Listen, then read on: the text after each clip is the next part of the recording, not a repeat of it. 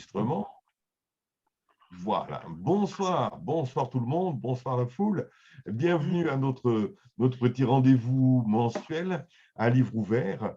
Alors, je vais de suite partager l'écran. Alors, ici, voilà. Faut que je retrouve mon... voilà. Et le diaporama, voilà, le fameux, ici, voilà, écran partagé. Je partage l'écran pour que vous puissiez commencer. Voilà. Est-ce que tout le monde voit le partage d'écran? Très bien, impeccable. Voilà. Alors, bonsoir à tous. Donc, Thérèse et moi-même, Véronique, donc on va vous présenter d'autres livres ce soir. On est au cœur de la librairie, donc dans notre librairie à Lille, Le Monde du Rani. Et vous pouvez également retrouver tous les livres sur notre site e-commerce, donc www.librairielemondeduRani.com. Alors, on nous a posé des questions sur un livre sur les signes. Donc, nous, on a voulu vous présenter un classique qui a un beau succès dans notre librairie. C'est la Symphonie du Zodiaque de Luc Biget.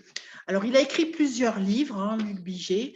Et pour les personnes qui ne connaissent pas Luc Biget, il est docteur en sciences, consultant, écrivain, travaille sur les aspects symboliques de l'astrologie comme voie de connaissances complémentaires à l'approche scientifique du réel. Il est également président de l'Université du Symbole. Donc, ce livre, La Symphonie du Zodiaque, reprend donc les 12 signes, mais sur différentes étapes. Donc, il y a une présentation et vous avez différents niveaux pour la présentation de chaque signe. Donc, vous avez d'abord un niveau sur les principes du signe, puis vous avez un niveau socio-culturel par signe, un niveau individuel, un niveau transpersonnel. Quand les planètes se trouvent dans le signe, donc ce n'est pas forcément comme là, on est dans l'énergie du bélier, sa planète, c'est Mars. Non, c'est quand vous avez des planètes dans chaque signe, comment également son énergie est accueillie. Et puis la correspondance avec l'anatomie et puis des mots-clés. Donc, comme nous sommes dans le signe du bélier, je vais vous lire un passage de ce signe, donc sur le niveau individuel. Donc, dans son essence, la symbolique bélier correspond à la descente de la vie, de la lumière. Ce feu à la fois destructeur et purificateur se manifeste ici sous deux angles différents. Donc, au niveau socio-culturel, il y a une purification par la guerre, Mars. L'agressivité et la violence libèrent des tensions et rétablissent un équilibre organique perturbé. De cette façon, corps physique et corps social, après une période de crise, retrouvent un fonctionnement harmonieux. Au niveau individuel, il y a purification par la vision, donc Mercure. Les idées arrivent par flash, subitement sous forme d'une intuition juste, abordant le visage d'une certitude intérieure. Donc, il décrit pour chaque signe, donc vous avez vraiment une vision de 360 degrés sur chaque signe pour vraiment bien connaître. Donc, c'est un livre pour débutants ou pour aussi, si on a envie de réviser le zodiaque et puis la personnalité des 12 signes. C'est vraiment bien abordé. Et je vais vous lire un passage, par exemple, sur les planètes en bélier pour que vous puissiez vous imaginer comment Luc Biget l'interpelle dans son livre. Les planètes en bélier devraient être utilisées de façon spontanée, directe. Il ne faut pas hésiter à suivre l'impulsion du mouvement, à avoir confiance en ses intuitions, quels que soient les risques encourus, à suivre, ce mouvement intérieur qui pousse à expérimenter aussi loin que possible. Une énergie de feu alimente ses fonctions psychologiques. Il s'agit de les laisser jaillir afin de découvrir leur puissance et leurs limites. L'enthousiasme enivrant de l'expérience nouvelle provoque via cette fonction planétaire de multiples émerveillements et de multiples désillusions. L'essentiel est d'ouvrir des chemins. Donc, à chaque fois, pour chaque signe, vous avez vraiment l'essence. Donc, c'est vraiment, je dirais, bien. Et puis, dans les mots-clés, il vous fait toujours une référence à, je dirais, des auteurs emblématiques. Et il prend en référence Rudyard. Donc, il y a vraiment, vous voyez, on est vraiment sur un livre de fond. Donc, il y a vraiment, sur les 12 signes, on aborde vraiment toute la symbolique du signe. Alors, je ne sais pas si vous connaissez ce livre, si certaines personnes le connaissent ou l'ont déjà consulté. Non? Personne Moi, je le connais plus de nom, en fait. Je l'ai un peu feuilleté, mais je l'ai pas acheté. Mais c'est vrai que ce qu'écrit Luc Biget, c'est toujours très intéressant. Oui, c'est vrai. Et là, c'est bien parce que, en fin de compte, ça permet aussi, parce que les signes, c'est ce qui parle hein, quand on fait, qu'on ne fait pas l'astrologie, qu'on a envie. Le fait de voir la psychologie du signe et de sortir de ce qui est en public nous amène, je dirais, un regard de fond. Donc, on ne reste pas en surface et on va dans la profondeur de chaque signe. Et c'est vraiment ce que permet ce livre. Je ne sais pas, Thérèse, si tu as envie de rajouter quelque chose. Moi, je trouve que chez Luc Biget, c'est agréable à lire. On a l'impression que c'est léger, mais en fin de compte, on descend bien dans nos profondeurs. Et on descend bien dans les profondeurs du signe. Voilà. Et c'est quand même accessible. Oui, tout en étant profond, c'est vraiment pour tout, je dirais pour une personne qui s'intéresse pour découvrir les signes, l'astrologie. Bon, alors pour les débutants, non, mais il faut déjà quand même avoir quelques connaissances. Souvent, les personnes qui l'achètent ont déjà une approche de l'astrologie. Après, ça permet aussi de changer son regard et d'approfondir aussi ses connaissances, de partir, je dirais, de quelque chose d'assez grand public, de rentrer aussi en profondeur. C'est ce que propose également ce livre.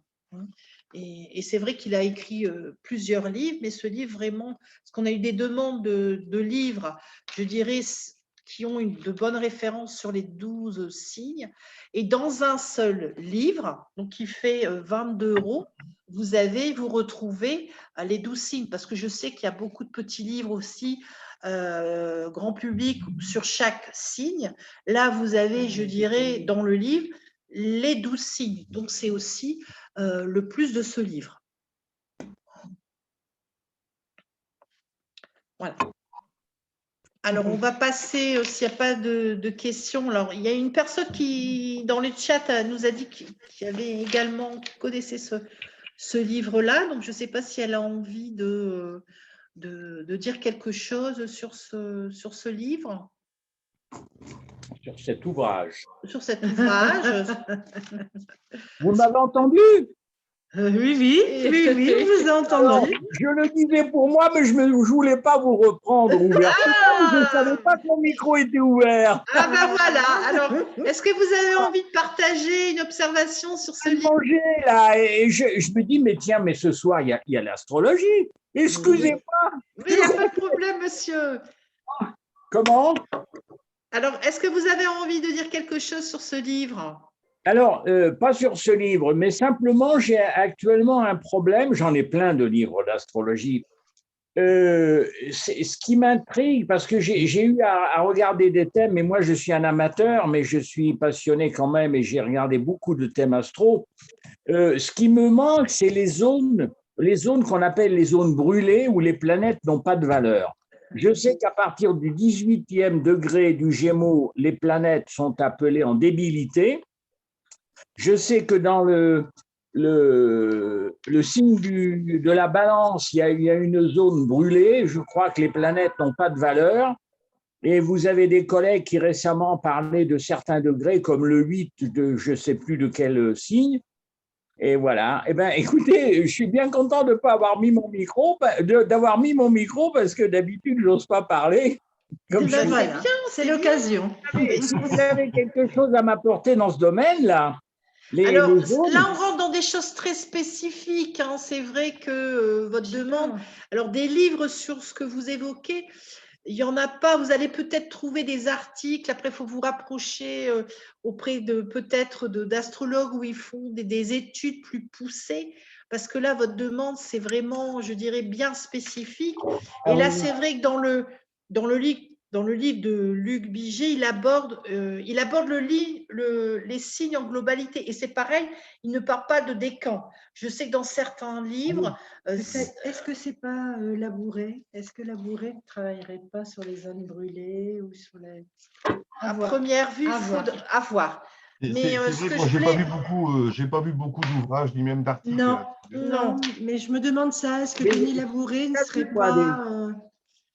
j'ai déjà vu des ouvrages qui parlaient des zones brûlées et même qui les montraient. Mais il faut que je regarde, j'ai plein de bouquins, mais j'en ai tellement. Oui.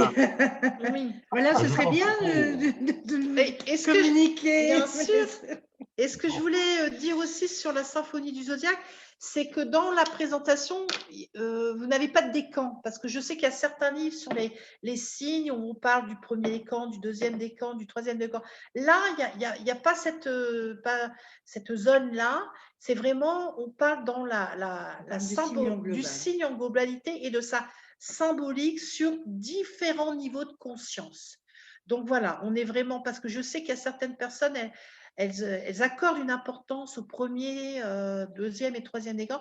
Là, on n'est pas dans cette philosophie-là, on est vraiment dans la globalité de l'essence du signe et c'est comme ça pour chaque signe. Donc là, c'est vrai que l'énergie du bélier, on vous a parlé de ce signe-là, mais vous retrouvez le même schéma pour les 12 signes.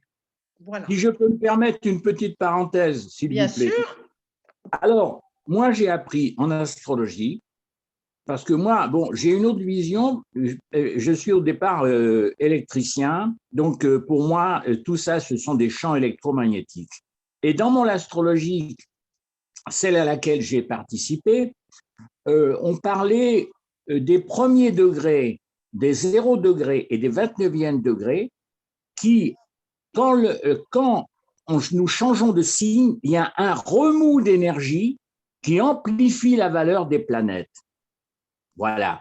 Et ça, il n'y en a pas beaucoup qui le développent. Et moi, je l'ai remarqué que bien souvent, les gens qui brillent dans la vie, comme par exemple Aznavour, comme malheureusement Hitler et d'autres, ça ne me vient pas spontanément à l'esprit, mais énormément, ont des planètes dans les 29e ou 0 degrés, parce qu'à ce moment-là, eh bien si, il y a aussi Macron qui a son soleil au 29e degré du Sagittaire, hein, si je ne me trompe pas, oui.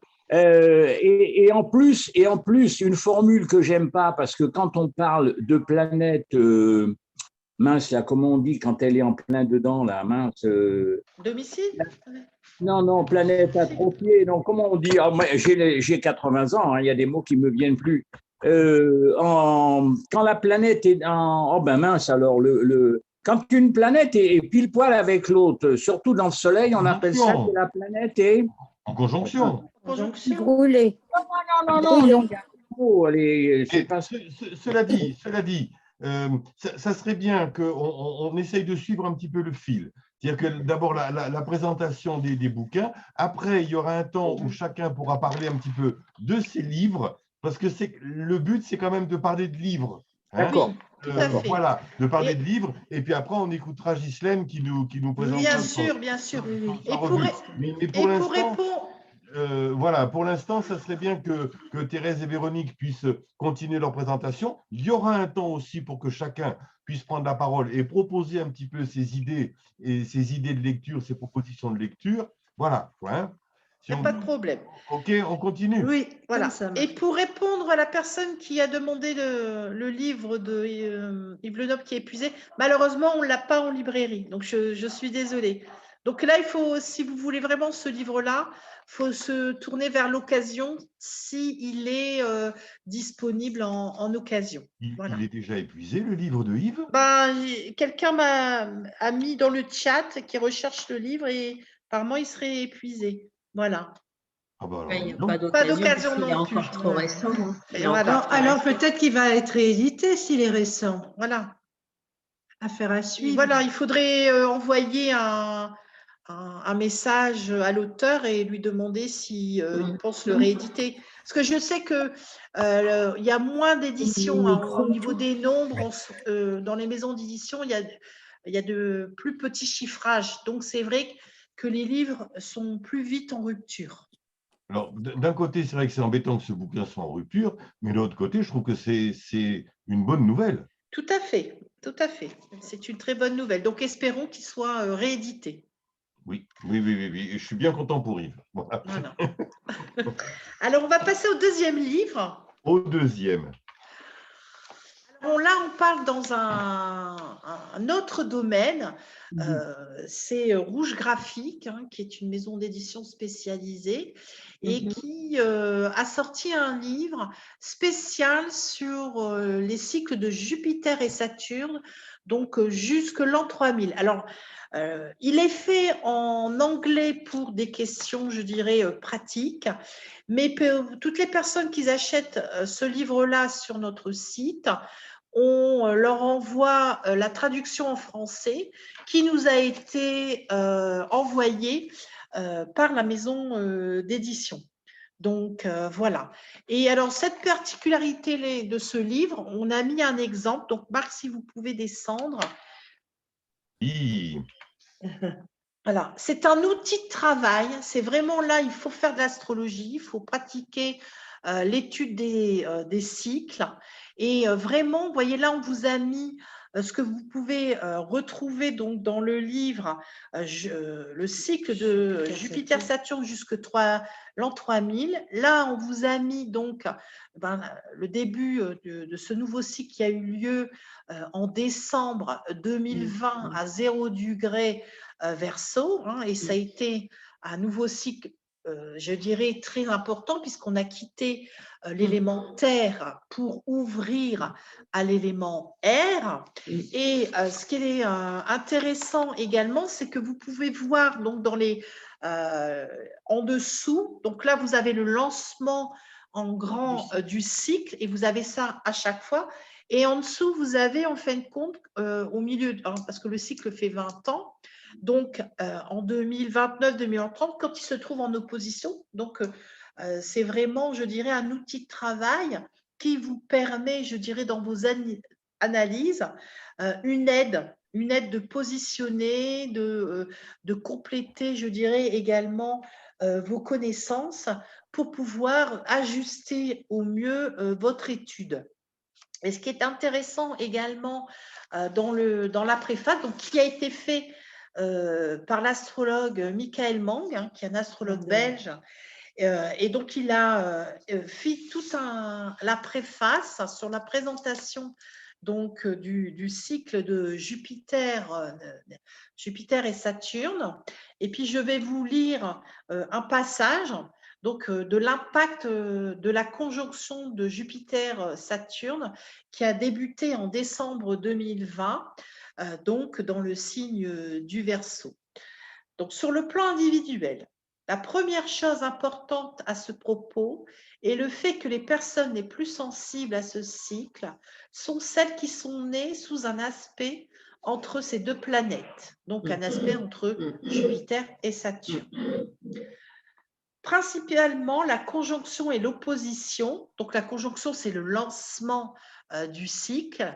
L'opposition, c'est au milieu du cycle. Hein. Donc, on sait que les cycles fonctionnent comme un cycle de lunaison. Hein. Donc, vous avez la conjonction donc, qui correspond au lancement. Après, vous avez le carré croissant. Vous avez la pleine lune. Donc, c'est l'opposition des deux planètes pour réajuster, rééquilibrer. Et après, vous avez le carré décroissant pour la fin du cycle. Et là, pour ce cycle, c'est 20 ans. Il n'en reste pas moins que nous vivons tous, peu ou prou, au contact du monde environnant et de la société, et que nous sommes donc toutes et tous sensibles à ce cycle qui se représente tous les 20 ans environ. Bien sûr, le signe où cette conjonction se produit a son importance, mais cela vaut pour tout le monde. Là où cette configuration prend un intérêt individuel, c'est en considérant la maison du thème natal où on se produit. Ainsi, tout au long du cycle qui s'ouvre. Et il explique donc dans les 12 maisons, quand vous avez cette conjonction qui s'impacte dans les 12 maisons. Donc, je vais vous lire la maison 1 pour que vous puissiez voir un petit peu comment la présentation est faite. Donc, en maison 1, le sujet se sent investi d'un nouveau rôle. Il peut ouvrir un nouveau cycle dans sa vie, qu'il s'agisse d'engager une nouvelle phase d'expansion ou de mettre en route des projets à long terme. C'est l'occasion d'affirmer qui il est et quelles sont ses intentions. Donc, on voit bien que ce livre, c'est vraiment un outil de travail, un outil qui nous permet aussi d'aller en arrière, hein, parce qu'il commence avec les conjonctions. Je vais vous dire exactement. On part dans...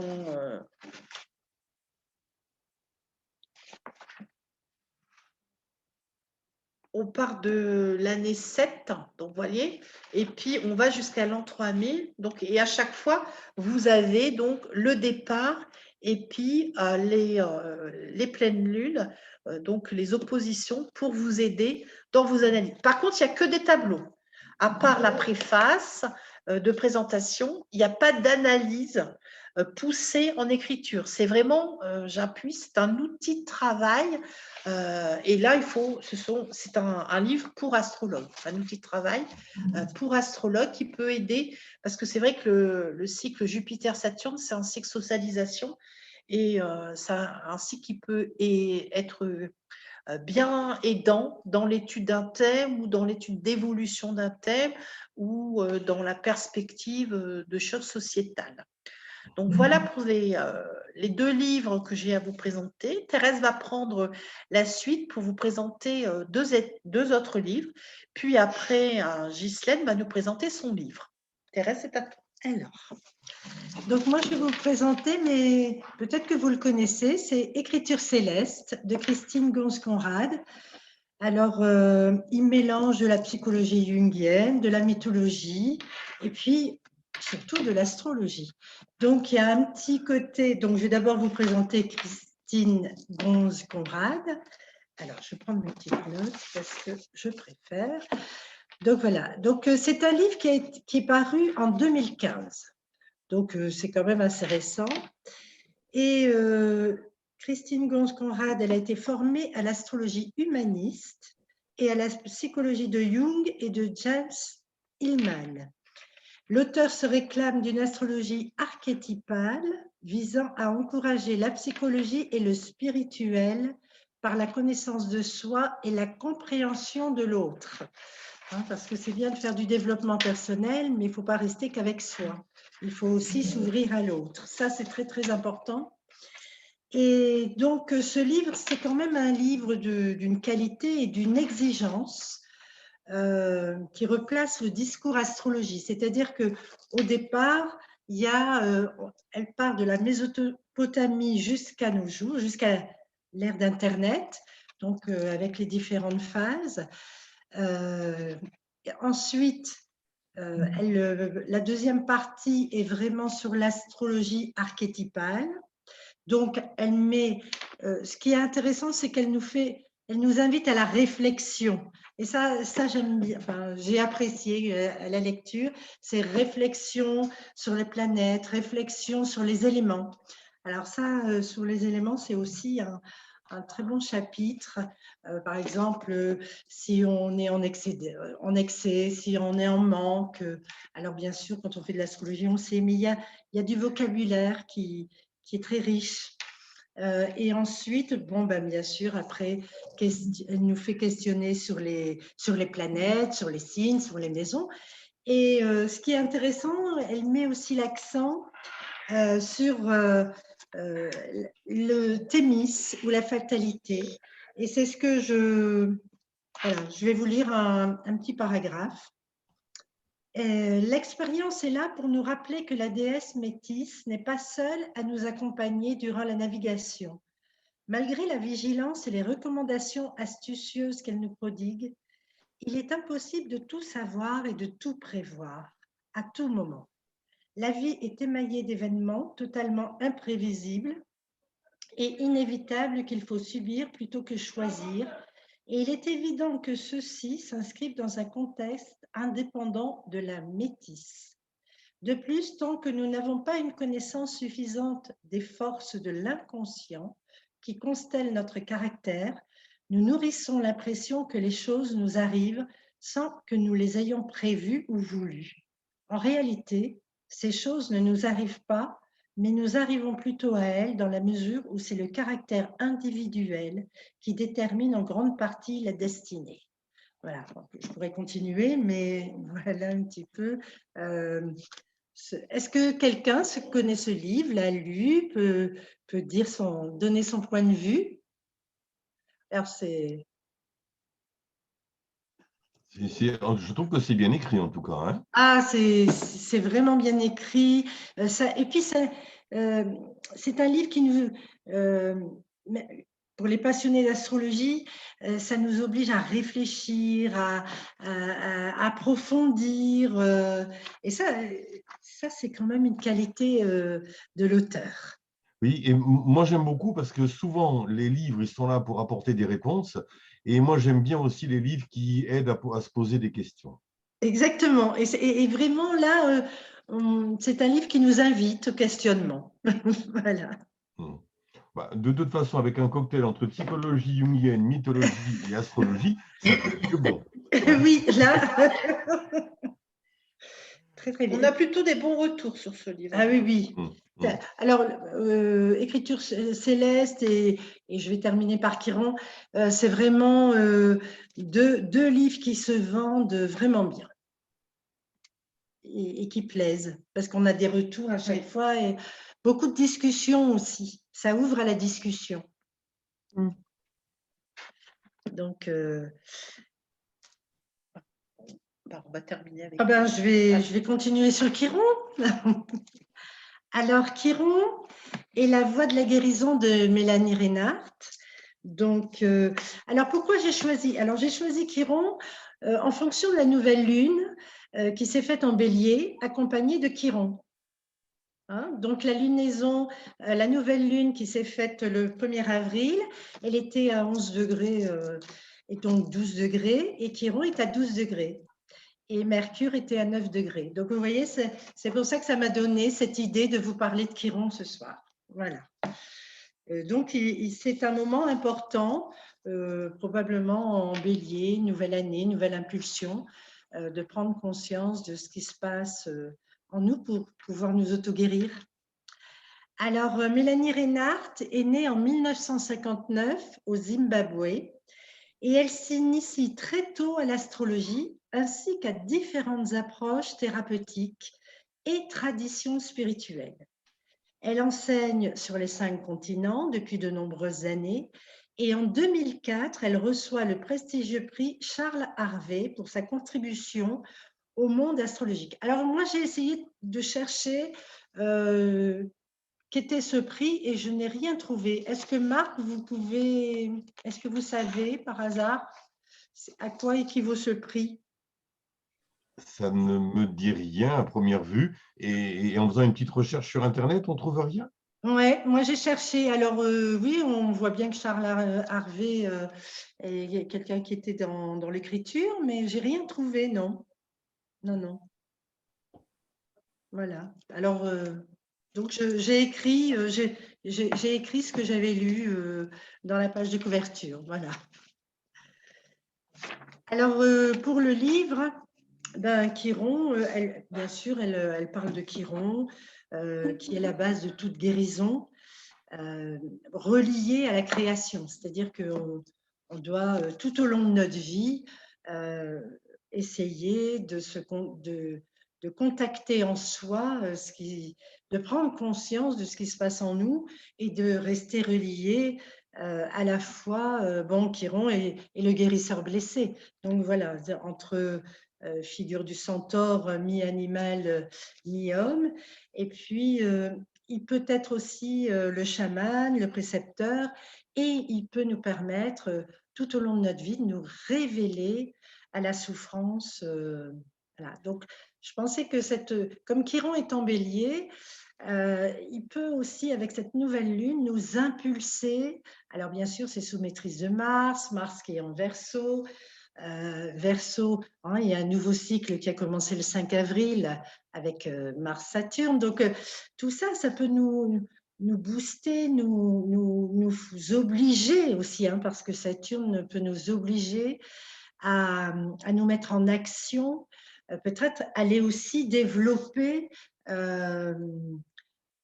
toutes nos émotions, hein, qui depuis quand même quelque temps peuvent être empêchées, frustrées, où on voit que nos vies changent quand même, collectives.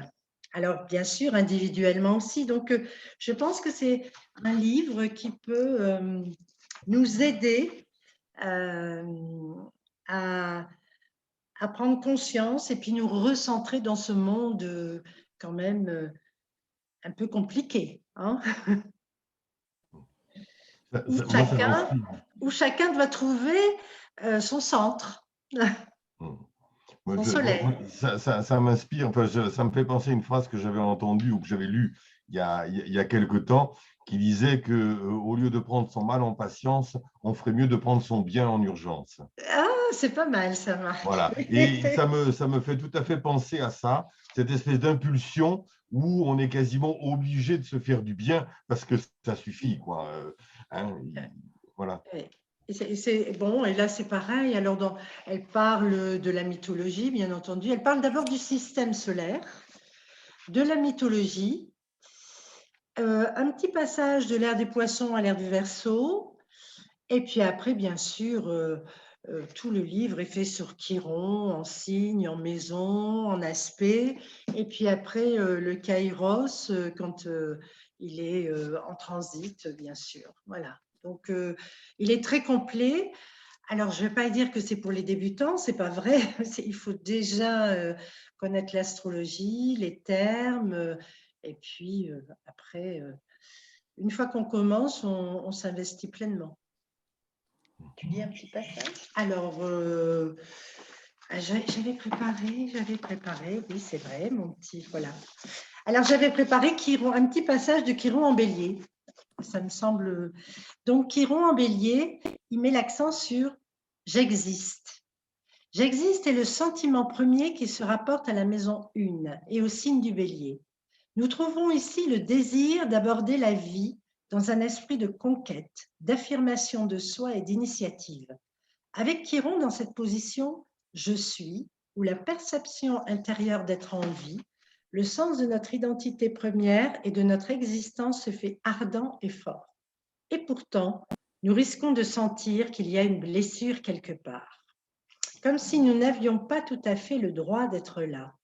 Une fois que nous avons appris que la vulnérabilité que nous craignons est en réalité un atout plutôt qu'un handicap, le sentiment que nous avons de devoir lutter pour affirmer notre existence, que nous avons de devoir lutter pour affirmer notre existence, peut s'apaiser. Cette position de Chiron est parfois accompagnée d'une peur envahissante du vide existentiel, du non-être, que l'on pourra vivre comme un passage vers un sens de l'existence et de l'être à un niveau beaucoup plus profond. Voilà. Donc, voilà, c'est contacter notre blessure, parce que nous arrivons tous avec cette blessure, et puis essayer de cheminer en y mettant de la compréhension et de la lumière. Tout un programme. Quelqu'un a lu ce livre pour partager?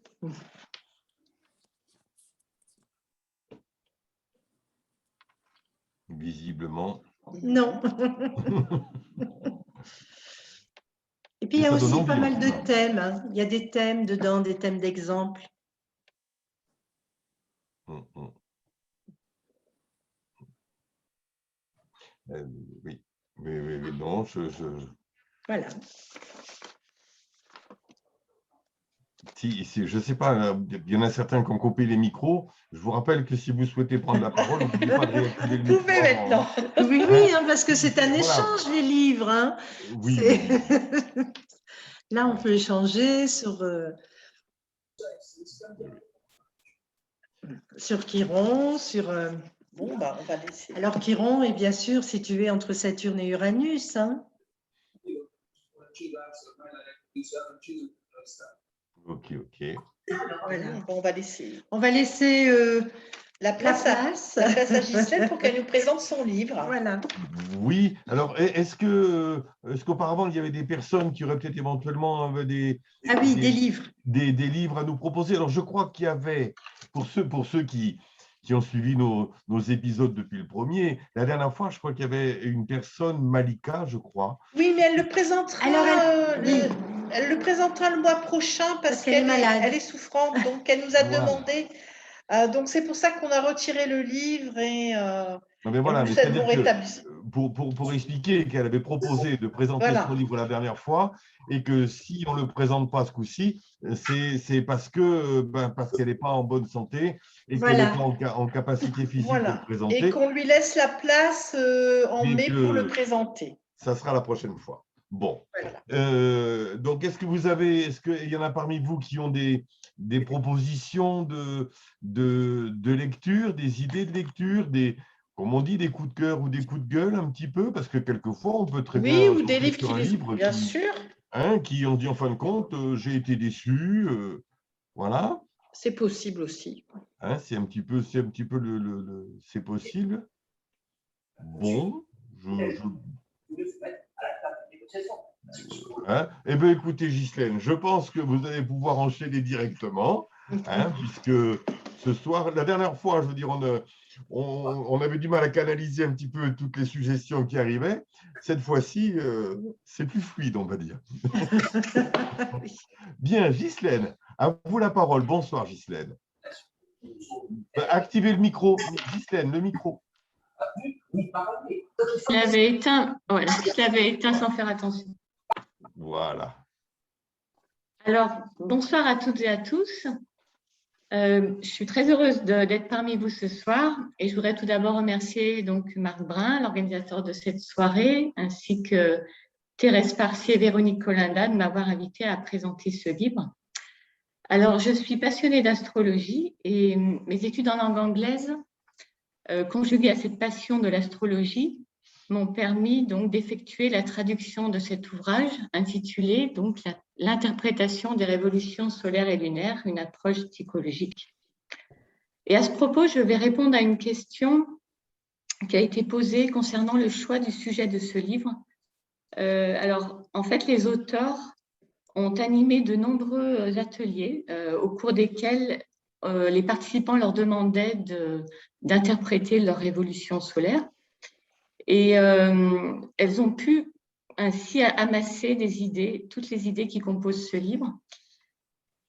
Et elles ont été vraiment fascinées par la grande quantité d'informations vraiment disponibles et facilement accessibles, selon elles. Donc, ces deux astrologues, Babs Kirby et Jenny Stubbs, avec lesquels j'ai eu le plaisir d'échanger, s'inscrivent toutes deux dans le courant d'astrologie humaniste et notamment dans le courant d'astrologie psychologique, basé donc sur les travaux de Carl Jung. Alors, il est intéressant de noter que Lynn Bell a inclus cet ouvrage dans la bibliographie de son livre sur les révolutions solaires, donc intitulé Les révolutions solaires. Comment ?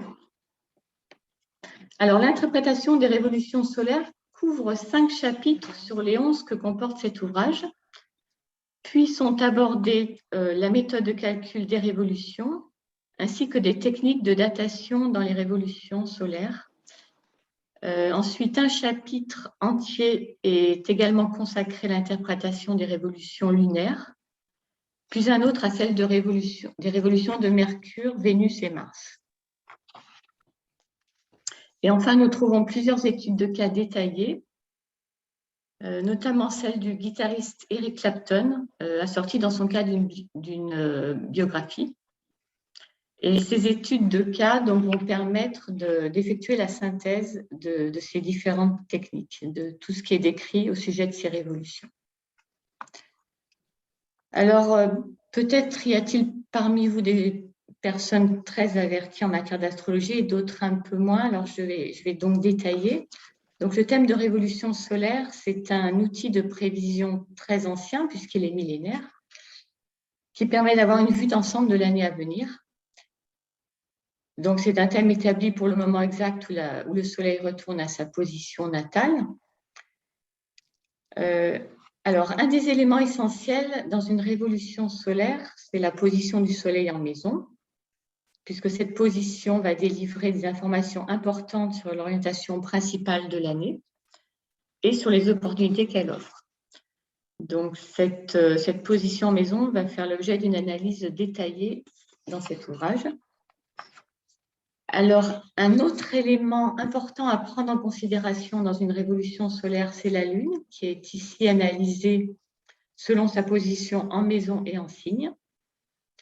Donc, la Lune en maison pourra montrer quel domaine de vie sera mis en exergue sur le plan émotionnel et au quotidien, et par signe, la manière dont une personne va réagir. Donc, ce thème de révolution solaire est ensuite étudié en comparaison au thème natal, bien sûr, et une interprétation est offerte concernant les planètes de révolution en lien avec les planètes et les angles du thème natal, en théorie, et puis à l'aide d'exemples concrets. Alors maintenant, je vais parler des révolutions lunaires, qui sont, quant à elles, donc calculées bien sûr pour le moment exact où la Lune retourne à sa position natale, c'est-à-dire environ tous les 27 ou 28 jours. Elles vont indiquer ce qui aura de l'importance sur le plan émotionnel. Elles vont décrire le climat du mois à venir, la tonalité de fond, et également renseigner sur ce que sera la vie au quotidien. Alors, comment les utiliser?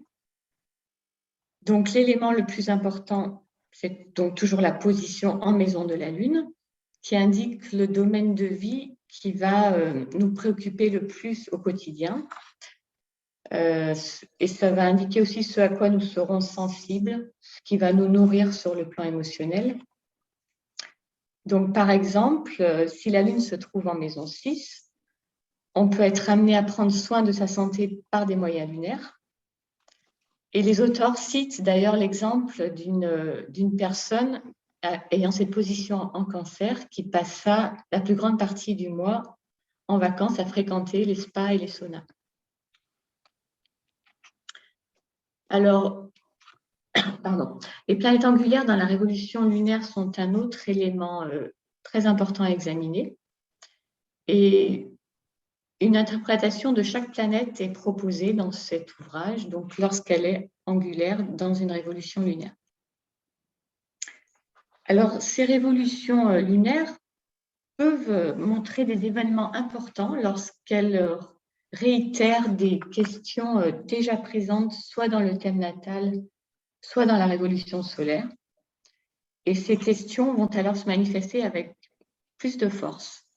Et durant ce mois, donc, elles peuvent même servir de technique de datation.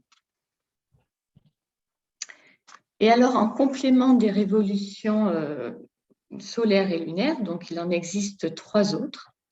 Donc, il s'agit des révolutions de Mercure, Vénus et Mars, qui sont encore peu abordées dans la littérature astrologique et qui pourtant permettent d'éclairer des situations ou des événements de façon assez pertinente. Et plus précisément, donc, dans cet ouvrage va être décrite la position en maison pour chacune des planètes de ces révolutions. Donc, la méthode de calcul est toujours la même. On prend le moment où la planète retourne à sa position natale. Donc, avec Mercure et Vénus, ce sera environ une fois par an, tandis que pour Mars, ce sera environ une fois tous les 2 ans.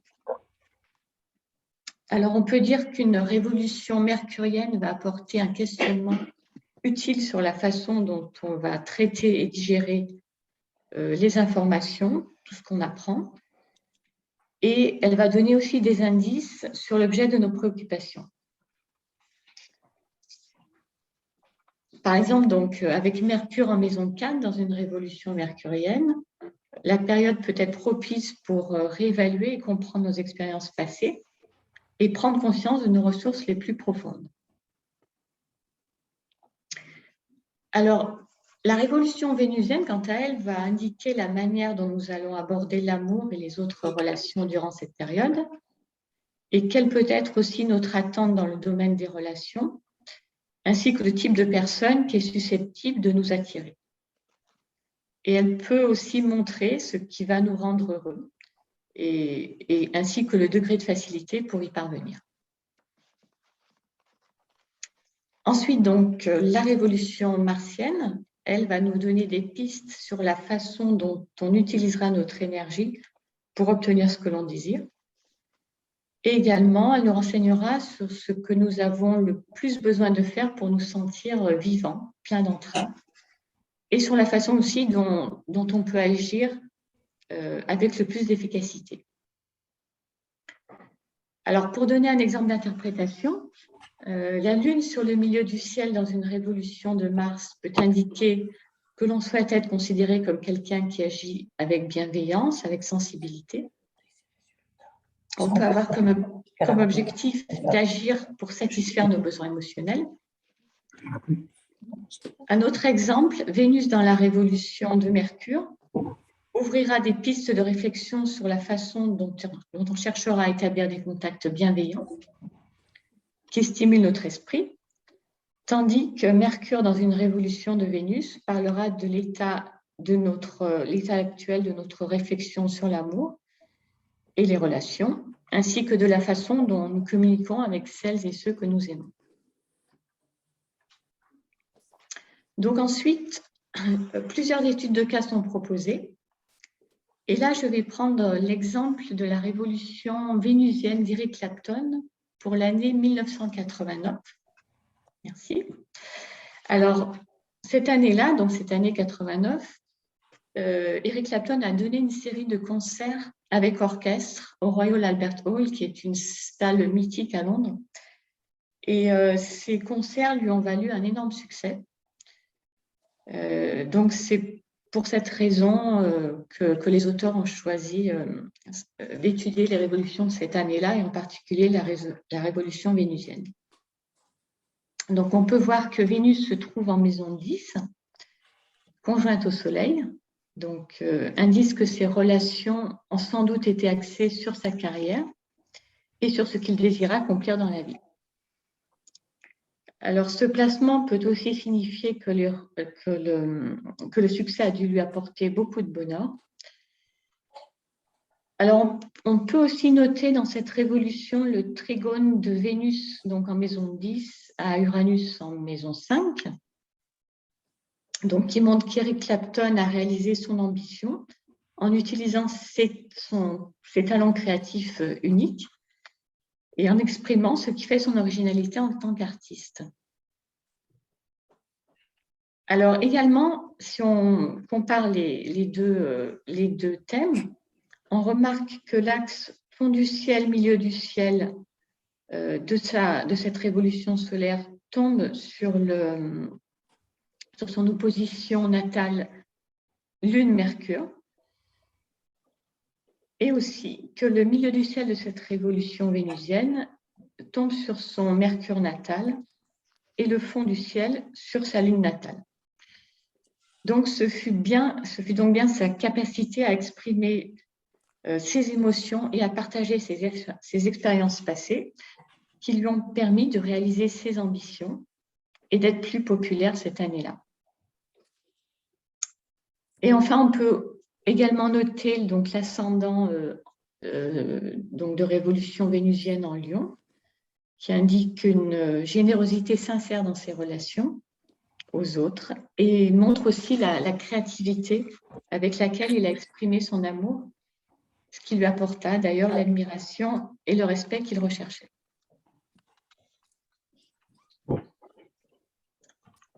Alors, pour conclure, je dirais que cet ouvrage propose des pistes de réflexion intéressantes à explorer et son approche psychologique évite l'écueil du déterminisme. Je l'ai trouvé accessible et didactique et les interprétations qui sont proposées permettent d'étudier en profondeur. Alors, mon expérience m'a montré qu'il est possible de tirer beaucoup d'informations des révolutions qui sont, à mon sens, d'une grande richesse et elles sont très précieuses parallèlement aux autres techniques prévisionnelles comme les transits et les progressions. Alors, j'utilise notamment, je regarde très souvent les révolutions lunaires car elles permettent d'obtenir plus de précision quant à la datation de certains événements et du coup, donc, d'appuyer les prévisions sur une base mensuelle. Voilà, c'est terminé. Merci Ghislaine. Merci. C'est très intéressant. Je suis tout à fait d'accord que quand on parle de révolution, on parle essentiellement de révolution solaire, voire de révolution lunaire, et très peu des révolutions de Mercure, Vénus et Mars.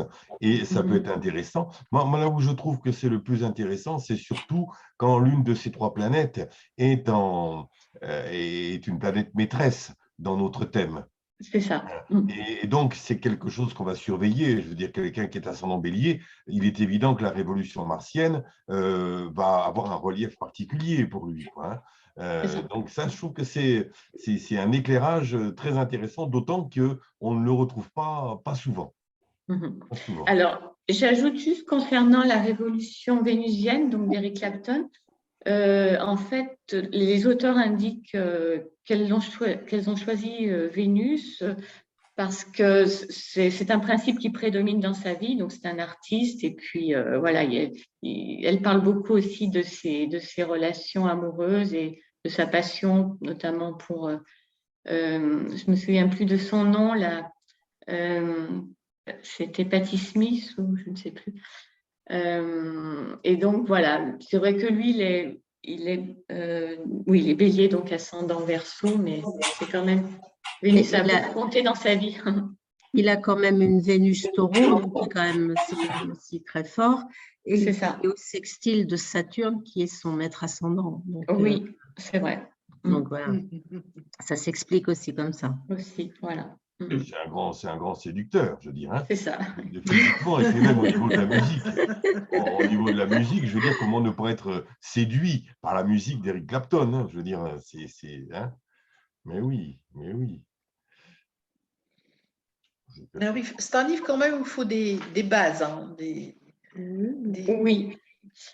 Alors, c'est sûr que bon, avant d'aborder les révolutions, il faut quand même bien maîtriser le thème natal, donc c'est sûr que… Mais je trouve que c'est quand même suffisamment détaillé, toutes ces études, pour… Voilà, dès qu'on a un petit peu d'expérience, je pense qu'on peut se mettre à étudier une révolution et voilà. Moi, je trouve que c'est bien cette formule d'avoir une présentation théorique, hein, et d'avoir des illustrations, des exemples pour permettre de bien fixer justement cette théorie. Ça, moi, je trouve que c'est toujours une bonne formule, quoi. Oui. Et c'est vrai que là, on voit que les auteurs ont eu quand même beaucoup d'expérience de par les ateliers qu'elles ont animés. Donc, du coup, voilà, elles ont… Alors, justement, est-ce que vous avez des infos sur ces deux personnes qui ont écrit? Alors, j'en ai parlé rapidement au départ, oui. Alors, elles ont, en fait, je sais qu'elles ont obtenu donc leur diplôme de la Faculté d'études astrologiques de Londres en 1984, parce qu'en fait, l'ouvrage a quand même, il a été écrit en 1990, hein, donc voilà. Et je sais que donc Babs Kirby a notamment, elle continue à exercer en tant qu'astrologue. Et elle a donné beaucoup de conférences en Angleterre et dans le monde entier, enfin, à l'international. Voilà, et elle a été aussi elle a étudié donc Carl Jung à la faculté. Elle a écrit un mémoire relatif à Carl Jung, et du coup, elle a pratiqué en tant que psychothérapeute, donc pendant 30 ans. Et je sais qu'elle a pris sa retraite en 2011. Voilà, c'est assez récent. Elle est artiste aussi. Oui. Juste pour la petite histoire, c'est une artiste et c'est elle qui a créé l'œuvre pour la couverture du livre. D'accord. D'accord. Et pourquoi vous avez eu envie de traduire ce livre? Alors, en fait, il m'a beaucoup plu, il m'a plu assez rapidement parce que moi, j'aime beaucoup étudier les révolutions. Et du coup, donc les révolutions solaires, bon, ça je connaissais un petit peu, mais le fait d'avoir pu étudier, donc en dressant la carte de mes révolutions lunaires sur les années précédentes, ça m'a permis vraiment de noter la concordance entre les événements importants dans ma vie, et vraiment je voyais dans les révolutions lunaires des choses qui étaient assez saillantes. Donc voilà, j'ai trouvé ça très intéressant. Et puis donc après, ça m'a donné l'idée aussi d'étudier les révolutions les trois autres, donc Mercure, Vénus et Mars. Et je trouve que là, j'ai fait les 4 révolutions, enfin les 5 avec celle du Soleil pour cette période. Et je trouve qu'il y a des choses qui se répètent aussi, donc c'est très intéressant. Maison, par exemple, en ce moment, une maison 11 assez chargée, donc maison 10, maison 11 prédominante, que ce soit dans ma révolution lunaire ou vénusienne pour la période en cours. Et voilà, juste pour la petite histoire, là en ce moment, ma révolution lunaire, j'ai la lune en maison 10. Voilà. Donc, ça tombe bien. On y est, on est dans le Bon partage. augure. Voilà, On culmine. c'est ça. alors, le Tout à livre fait. fait 25 €. Hein. Oui, c'est ça. Ah, on n'avait pas mis le prix. C'est vrai qu'on n'a pas mis le prix. Il est Ah, 25 €. Oui. Et puis, si des personnes n'habitent pas en France et qui veulent le livre, par le site de la librairie, toutes les formalités se font également par le site des libraires. Voilà. Je dis parce que c'est important, comme nous, on envoie des livres un peu partout, à toutes l'administrative et les dédouanements se font automatiquement. Voilà. Donc là j'ai mis les différentes possibilités. Merci Marc. Le Voilà. livre. Oui, parce qu'on a, avec la première présentation, on a eu des appels pour savoir comment on fait, tout ça. Donc, faut pas hésiter de commander directement sur le site les livres. Vous devez créer un compte et après, il faut savoir que la plateforme nous envoie vos commandes. Nous, elle s'occupe de l'administratif et nous, on s'occupe de l'envoi des livres. Donc, il ne faut pas hésiter parce que suite au mois de mars, on a eu plusieurs appels téléphoniques. Donc, il n'y a pas de souci, vous pouvez commander en toute sécurité par le site. Et puis, Au contraire, le site, c'est une protection. Voilà. Ouais. Et qu'est-ce que je veux dire? On n'en a pas parlé la dernière fois, mais cette fois-ci, il ne faut pas que j'oublie. Les livres que vous présentez, vous les répercutez sur votre site après la sélection du mois, si j'ose dire. Oui, ils sont Alors, en vente. les livres marques comme Chiron, Écriture céleste, on l'a déjà fait pour la Gazette. Ils sont déjà parus dans la Gazette. Mélanie Reynard, je l'ai déjà vu passer. Oui, et Écriture céleste aussi. Et quand on avait fait les jeudis c'est lecture, on en avait parlé. Et d'ailleurs, ça avait bien pris parce qu'ils ont été commandés plusieurs fois. Oui. Je trouve que le fait sur le site qu'on retrouve les bouquins que vous avez présentés on essaye, Ce que je peux faire, c'est faire un dossier Oui, on peut. à livre ouvert où vous pourrez retrouver les sélections de chaque mois pour que vous puissiez les repérer plus facilement. Alors, il faut savoir qu'il y a certains, suite au mois de mars, il y a certains livres qui sont en rupture chez nous, mais je peux les recommander. Notamment, ce qui a plu énormément, c'est le livre Astrologie et yoga, a eu du succès. Donc voilà, mais il n'y a pas de souci. Hein. Je me rapproche on se rapproche auprès des libraires, des maisons d'édition et on leur recommande s'ils sont encore en stock, il n'y a pas de problème. Voilà. Voilà. Donc, en fait, si vous voulez vous procurer le bouquin de Ghislaine Fergère, donc vous Ah pouvez oui, commander. il est sur déjà le- en librairie, puis on en attend des On exemplaires. on a fait une nouvelle commande à Ghislaine parce qu'on a de la demande. Donc, On a de la demande. Voilà. Donc, et si les personnes habitent sur l'île et la région, ils peuvent commander sur le site et faire un retrait en librairie aux heures d'ouverture. Il n'y a pas de souci. Puis les personnes qui habitent près de Ghislaine, ils peuvent la contacter. Et Oui. elle sera également. bien sûr. Alors, voilà, je précise juste, donc moi j'habite près d'Aix-en-Provence.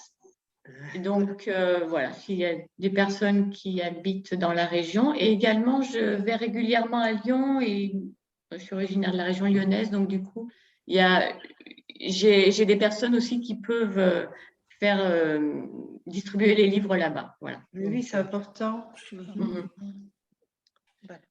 Faire circuler les livres, c'est important. Oui, et puis je trouve que Yeah. c'est bien aussi de pouvoir les commander, de les recevoir à la maison, mais c'est bien aussi cette notion de proximité, d'aller dans une librairie pour les chercher, Oui, ou chez la personne, hein, ou à proximité, Oui, je veux bien dire, sûr, mais bien sûr. voilà, que de rencontrer la personne ou des personnes, ça fait partie aussi, je veux dire, du plaisir du livre, quelque Et part. puis de feuilleter, c'est vrai que depuis qu'on peut de nouveau retourner dans les librairies puis des autres commerces, le plaisir, nous, c'est ce que les personnes me disent, de feuilleter les livres avant de l'acheter. Voilà, il y a le rapport au livre qui est différent. Donc c'est important aussi, Oui. puis d'échanger. Et nous, comme là cet après-midi, il y a des personnes qui sont venues et qui disaient bon, c'est bien parce que c'est rare de trouver des livres d'astrologie. Voilà. Oh oui. Et parce que justement, ils disaient on est allé dans chez un généraliste et on n'a rien trouvé. Et en se promenant, parce que cet après-midi, on sent que les vacances arrivent, donc les gens se promènent. Et plusieurs personnes sont rentrées, ils nous ont dit c'est agréable de trouver des livres d'astrologie. Il y a Emmanuel, je crois, qui va venir habiter à Lille. Ah écoutez, on le recevra avec plaisir. Madame Emmanuel, hein, qui va venir, parce elle dit que ce serait bien qu'elle ait aussi des librairies comme ça. Exactement. Hein. Et je dois reconnaître aussi, là, moi j'habite pas dans une grande ville, mais il m'arrive des fois d'y aller. Et heureusement aller à la FNAC, par exemple, et puis aller au rayon astrologie, il faut se mettre à quatre pattes par terre, quoi. Je veux dire, c'est d'un triste, c'est lamentable. Il faut se mettre à quatre pattes et en plus, il y a 3 livres. Et en plus, il y a 3 livres, dont deux qui vous parlent des horoscopes. Hein, donc, voilà. Alors c'est vrai que nous, on fait de la recherche. Il y a beaucoup de livres qu'on aimerait bien avoir, mais qui sont épuisés ou alors qui passent par des… Mais bon, on essaye de trouver des solutions. On met vraiment le livre d'astrologie en avant. Voilà. Mais oui, moi je trouve que quelque part c'est bien en fait que la FNAC elle fasse n'importe quoi parce que du coup, les gens qui s'intéressent à aller à l'astrologie, d'aller chez les libraires, vous voyez ce que je veux dire? Et oui, voilà. oui. Voilà. Bon alors bien sûr, nous on est passionnés, hein, donc ça rajoute. On est passionnés d'astrologie, de tarot aussi, dans la symbolique, de développement personnel, donc via la méditation, le bien-être, et même ça se développe pour les enfants. Hein. Voilà. Alors, il y a quelqu'un qui demande… les rendez-vous. Oui, tous les livres que l'on présente sont en vente sur le site de la librairie. Donc, soit vous tapez le nom du livre dans Observation et vous allez retrouver le livre. Et puis, on va faire un dossier à livre ouvert où vous pourrez retrouver tous les livres qui ont été présentés de mars ce mois-ci, et puis au mois de mai, au mois de juin, comme ça sera plus facile D'autant pour que vos recherches. j'ai bien l'intention que cet atelier perdure. Donc, Mais bien sûr, Marc. je pense qu'à Il n'y a mon pas avis, de au bout d'un souci. certain temps, ce dossier Non, mais va c'est parce prendre de plus en que, plus d'étoffe. Vous voyez, voilà, il n'y a pas de problème, mais c'est vrai qu'il faut savoir que tous les livres qui sont présentés, c'est des livres qui sont en vente et qui sont disponibles en livre neuf. Nous, on ne fait que du neuf, on ne fait pas de livre d'occasion. Donc, à chaque fois qu'on présente un livre, il est disponible. Il n'y a pas de problème. Excusez-moi, quel est le titre du livre que vous avez présenté en premier de Luc Biget? La symphonie du zodiaque. Ah oui, parce que j'étais dans ma voiture et… Celui-ci. Marc, si vous pouvez remettre le premier livre. Voilà. Voici. Voilà, la symphonie du Merci zodiaque. Marc. Voilà. Ok. Donc, l'enregistrement sera disponible sur le site de la DAF. D'ailleurs, en parlant d'enregistrement, on va pouvoir arrêter déjà le partage d'écran et arrêter l'enregistrement. Merci Marc. Voilà, merci beaucoup. Avant d'arrêter l'enregistrement, on continuera à papoter après, mais avant d'arrêter l'enregistrement, prochain rendez-vous vendredi 13 mai. Ouh là là, ça c'est très mauvais. C'est très très bon. C'est très très bon. Vendredi, c'est très très bon. Moi, je ne suis pas superstitieux. On n'est pas superstitieux. C'est pas bon du tout. Vendredi, le mois prochain, c'est Fanchon Prada Liroy qui viendra nous présenter le prochain livre qu'elle prévoit de sortir en souscription. Mais vous en entendrez parler. Oui, c'est déjà fait. Voilà. Donc, présentera. merci pour cette fois-ci. J'arrête l'enregistrement et rendez-vous le mois prochain. Merci.